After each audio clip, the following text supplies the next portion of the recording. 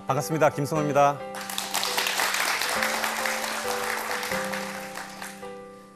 이번에는 6강 돈은 다 같은 돈이 아니다라는 주제로 한번 설명을 해보겠습니다. 인간은 경제적 자립을 위해 돈을 필요로 하고 있습니다. 근데 이 돈을 이해하는 방식은 이미 많은 사람을 통해서 다양한 방법으로 교육이 이루어졌었어요. 하지만 이 수많은 교육에도 불구하고 정작 돈을 다루는 지혜의 수준이 시대적으로 높아진 적은 별로 없었어요. 시대가 바뀌고 세대가 바뀌고 시간이 흘러도 여전히 우리는 세대가 바뀌면 여전히 제자리였던 것이에요. 지극히 현명한 사람들도 돈에 대해서는 무지한 경우가 많았어요. 그리고 정작 부를 이루고 성공한 사람들은 그 이유를 말할 이유가 별로 없었어요. 그나마 알려진 일부 방법들은 유효기간이 지난 알약처럼 과거의 지식에 그냥 해당될 뿐이었어요. 그런데 인생의 문제에 있어서 돈에 대한 문제를 해결한다는 것은, 냉정한 이야기입니다. 돈에 대한 문제를 내 인생에서 해결해야 한다는 것은 사실 영적 각성만큼이나 중요한 삶의 가치예요. 정말 중요한 삶의 가치예요. 이거를 방치하거나 무시하면 현실 역시 나를 방치하거나 무시하게 돼 있어요.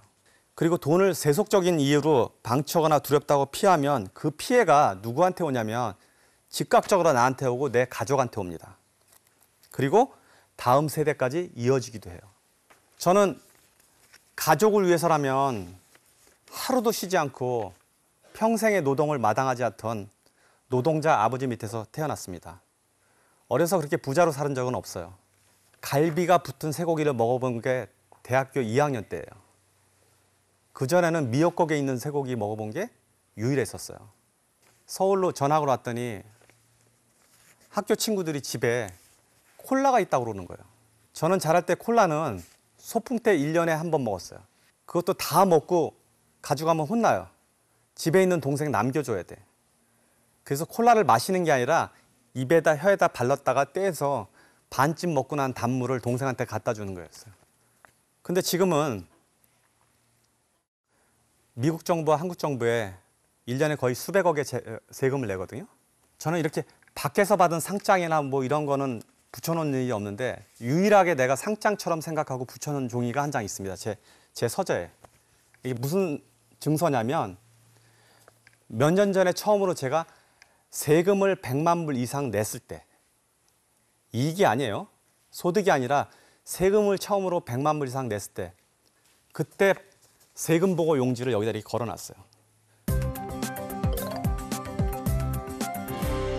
왜냐하면 제가 미국에 올 때 비행기표 살 돈이 없어서 미국 정부에서 16% 이자로, 가난한 사람들한테는 16% 이자로 비행기표를 보증해서 살 수 있는 혜택을 줬었어요.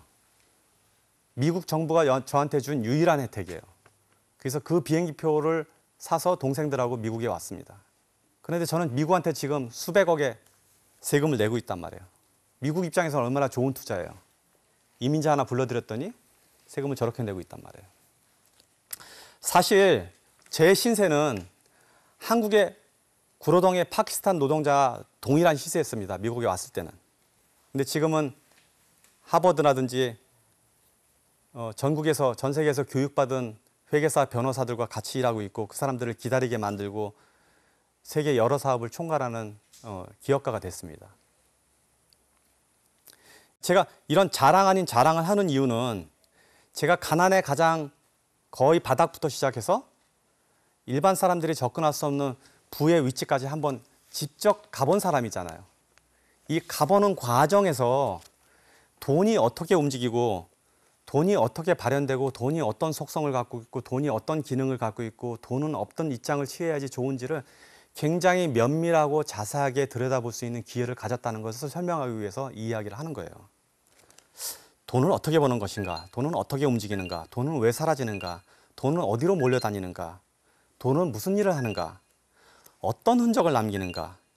그 결과로 제가 책에다 쓴 내용이 뭐냐면 돈은 돈마다 이게 품성이 다르구나. 돈이 같은 돈이 아니구나 라는 게 첫 번째 알게 된 겁니다.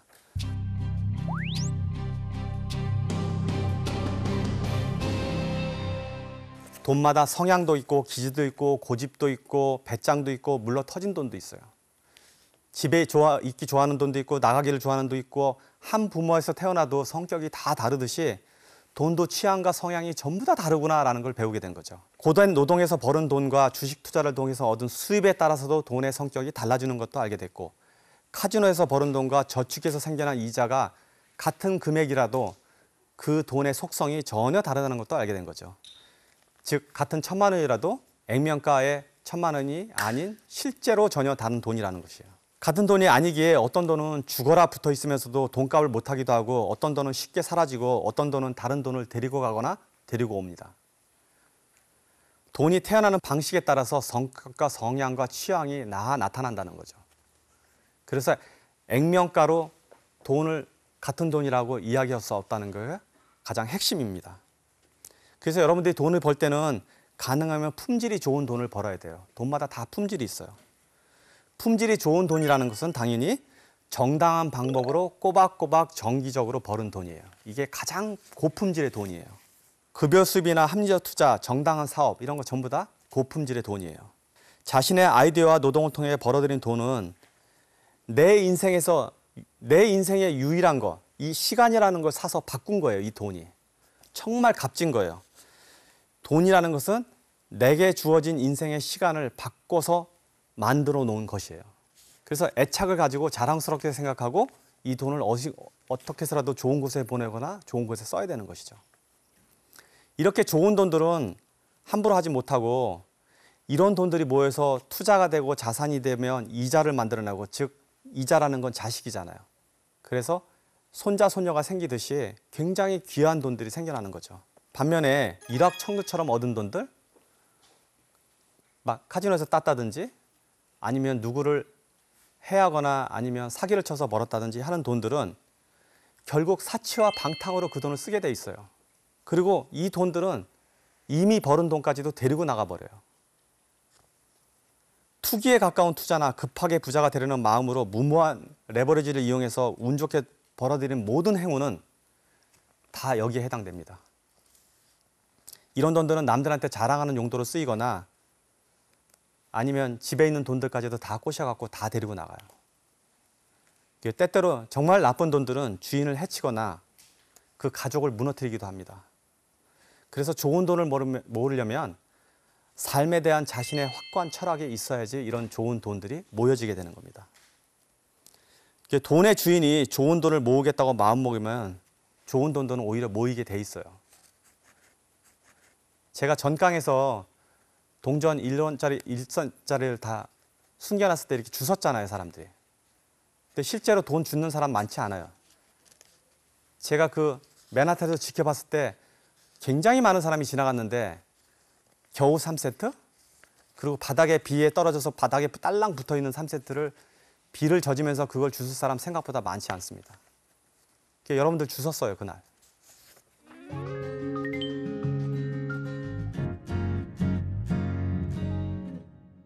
이렇게 돈을 대하는 태도들은 좋은 태도를 가진 사람들은 그 태도 때문에 욕심을 부리거나 사기를 당하지 않고 행동이 반듯해서 허풍스러운 곳에 돈을 쓰지도 않습니다. 불로소득을 바라지도 않기 때문에 어디 가서 망신을 당할 일도 없고 공돈을 기대하지 않기 때문에 비굴하지 않아도 돼요. 더불어 이런 사람에게는 인연이나 좋은 기회가 더 생기게 됩니다. 그래서 좋은 품성을 가진 사람들은 좋은 품성을 가진 돈들이 계속 몰려와서 가족도 해치지 않고 부자가 되면서도 행복할 수 있게 하면서 계속 뭉치게 하는 삶을 살 수 있게 되는 거죠. 이미 그런 품성을 가진 사람들은 설령 행운이 그 안에 붙어도 그 사람의 돈의 대부분이 좋은 품성을 가진 돈이기 때문에 그 안에 흡수돼서 그런 돈들조차도 결국에는 좋은 돈으로 변할 수밖에 없어요. 이렇듯 친구를 가려 사귀듯이 돈도 가려서 얻고 가려서 내 주머니 안에 넣어야 됩니다. 이렇게 모은 돈들은 많으면 많을수록 좋아요. 품질이 좋은 돈들은 많으면 많을수록 좋아요. 견고하게 생긴 이런 돈들은 여러분들을 지켜주고 그 돈들은 여러분의 가족을 지켜줄 거예요. 그리고 오랫동안 남아서 여러분들의 인생을 행복하게 해주고 부자로서 존중받고 행복한 삶을 누릴 수 있도록 해줄 겁니다. 작은 돈 때문에 부자가 되고 큰 돈 때문에 가난해지는 거예요. 두 번째로 돈의 다른 특성을 하나 더 설명해 보겠습니다. 돈은 돈마다 시간이 다르게 흐릅니다.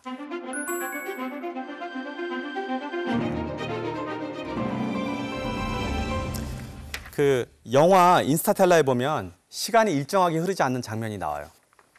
거기에 보면 지구를 떠나서 우주선이 웜홀을 지나서 은하계에 이렇게 도착했을 때 우주선 안에서는 2년밖에 안 지났는데 지구에서는 23년이 흘렀다는 이야기가 있어요. 반대로 빛처럼 빠른 속도로 시간으로 움직이거나 지구보다 느린 속도로 움직이면 이렇게 시간이 더디 흐르는 장면들도 나옵니다. 돈도 돈마다 시간이 다 틀리게 흘러요. 이게 물리법칙만 그런 것이 아니라 돈도 그렇다는 얘기죠. 월급을 받는 사람들은 한 달이 엄청 더디게 오겠죠. 월급 내자마자 막 3일 만에 4일 만에 돈 나갈 때 다 나가버리면 다음 월급 또 받아야 되는데 한 달이나 기다려야 돼. 근데 빚지면 한 달이 정말 빨리 옵니다. 어제 빚 갚은 것 같은데 막 얼마나 조급하게 시간이 빨리 와요. 그래서 마치 돈은 그 돈이 탄생 과정과 종류에 따라서 각기 다른 시간 체계를 갖고 있습니다. 같은 금액이라도 출처에 따라서 시간의 힘이 전혀 다르게 움직이죠. 또한 주인에 따라서도 시간의 힘이 다르게 전혀 움직입니다. 시간이 조급한 돈들은 어디에 투자가 돼도 시간이 너무 없어서 엉덩이가 들썩들썩이에요. 그래서 이게 꾸준히 앉아서 새끼도 낳고 뭐 씨를 뿌리고 안정이 돼서 자식을 낳을 때 기다려줘야 되는데 너무 들썩날썩하니까 그런 돈들은 돈이 돈을 못 만드는 거예요. 그래서 같은 시기에 어떤 사람이 동시에 주식에 투자했더라도 돈의 시간이 다르기 때문에 어떤 사람은 돈을 벌 수 있는데 어떤 사람은 돈을 못 벌어요. 즉 품성이 나쁜 돈을 갖고 있기 때문에 그래요. 질이 나쁜 돈들은 제일 질이 나쁜 돈들은 예를 들면 이런 게 있습니다. 융자, 급격한 레버리지 뭐 이런 돈들은 예를 들면 주식 투자에서는 굉장히 나쁜 돈들이에요. 도대체 앉아있지도 못하고 우왕좌왕하고 불안하고 이런 돈들이에요. 이런 돈들은 자기만 없어지는 게 아니라 원금을 갈라먹고 주인을 죽이기도 해요. 이게 사람이 눈에는 돈이라는 것은 금액만 보이지만 그 돈은 실제로는 품성과 태도와 시간이 다 다르기 때문에 각기 다른 돈으로 이해하셔야 됩니다. 만약에 내가 좋은 사람이라면 좋은 품성을 가지고 좋은 돈이 모아진 사람이라면 점점 더 돈이 많아질수록 여유롭고 풍요롭고 고결해질 수 있을 거예요. 좋은 돈들은 심사숙고해서 좋은 곳으로 보내주고 닥달하고 조급하고 막 열매를 빨리 맺더라고 주인도 그렇게 얘기하지 않을 거 아니에요. 그래서 이런 돈들은 안심을 하고 짝을 맺고 결실을 맺고 자식을 낳고 즉 복리를 낳고 또 복리를 낳고 해서 주인을 보호하고 도와주는 역할을 하게 되는 것이죠. 내가 돈을 다스리고 거느릴 만한 품성이 없으면 돈이 나를 다스리고 거느리게 되는 것이죠. 선방 스님들이 사용하고 있는 말들 중에 두량, 종난, 복팔분이라는 말이 있어요. 이게 뭐냐면 머리는 시원하게 하고 발은 따뜻하게 하고 배는 가득 채우지 말고 조금 부족한 듯이 즉 80%만 채우라 이런 말이에요. 그러니까 이런 말들은 보면 삶의 태도이기도 하지만 이게 투자나 돈이나 사업에서도 또 다 똑같이 적용이 된다고 봅니다. 복팔분이라는 건 배의 80%만 채우라는 얘기예요. 우리 지난번 강의에서 음식을 바꾸면 방향성과 자기의 사업 혹은 돈을 모으는 형태까지도 다 바뀐다고 얘기했잖아요. 이게 동일한 가르침이라고 볼 수 있습니다. 제가 한번 여러분들이 전화기를 다 갖고 있으니까 욕심을 부리는 것에 대해서 한번 비유로 한번 설명해 볼게요. 여기 전화기를 이렇게 갖고 와서 시계, 초침 시계 있죠. 그걸 뭐라고 하죠? 그 시계 중에 스탑워치 있어요. 스탑워치를 제로로 이렇게 한번 놔보세요. 그 시작하면 뒤에 가장 빠른 초 있죠. 100분의 1초짜리. 뒤에 돌아가요. 이렇게 100분의 1초. 100분의 1초를 99에 한번 맞춰보세요. 눌러서. 이게 99에 맞추려면 99가 나올 때 보면 안 돼요. 99에 맞춘 사람은 언제쯤 이걸 눌렀을까요? 5나 6에 아마 눌렀을 거예요. 내가 욕심을 부려서 99를 먹겠다고 마음먹으면 99가 올 때 돌리면 이미 지나가 버립니다. 그래서 세상에서 무언가를 가장 많이 가지려면 그것이 끝나기 전에 그것을 할 준비를 하고 미리 계산해야 돼요. 시계 그만 만져요, 이제. 99 안 되니까 계속 하고 있잖아. 그런데 여름에 욕심이 내면 99를 넘어가서 20이 되고 30이 되고 이렇게 번번이 그러잖아요. 지금 그거 안 되니까 자꾸 계속 눌러보잖아. 근데 이게 인생 한 번이라면 어떻겠어요? 이걸 한 번만 눌러야 된다면. 나는 99를 노리다가 제로가 되거나 10이 20이 되는 인생을 살 수밖에 없잖아요. 그래서 어디서 욕심을 주고 어디서 욕심을 내야 될지를 이 작은 행위로서 좀 우리가 테스팅을 해볼 수 있는 거예요. 그래서 오늘 강의는 여기까지 하겠습니다. 감사합니다.